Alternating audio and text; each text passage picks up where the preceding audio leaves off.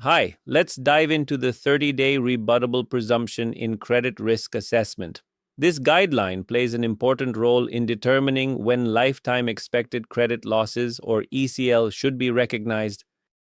What is the 30-day rebuttable presumption? The 30-day presumption is not a strict rule but rather a guideline. It suggests that once payments are more than 30 days past due, lifetime ECL should be recognized. However, this presumption isn't absolute. It's presumed to be the latest point when lifetime ECL should be recognized, even when factoring in forward-looking information, like macroeconomic trends. When can the presumption be rebutted? An entity can rebut the presumption, but only if it has reasonable and supportable information to prove otherwise.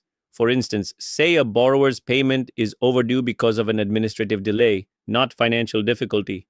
In this case, the entity could rebut the presumption, or if historical evidence shows no correlation between payments overdue by 30 days and significant credit risk, the presumption can also be rebutted. Here's what's important. An entity cannot align the timing of recognizing lifetime ECL with when a financial asset is officially classified as credit impaired or when it meets an internal definition of default. The idea is to assess credit risk proactively, not wait until the asset is already impaired. Now, let's talk about what makes an increase in credit risk significant. A larger absolute increase in the risk of default is needed for an asset that had a higher risk of default at the start compared to one with a lower initial risk.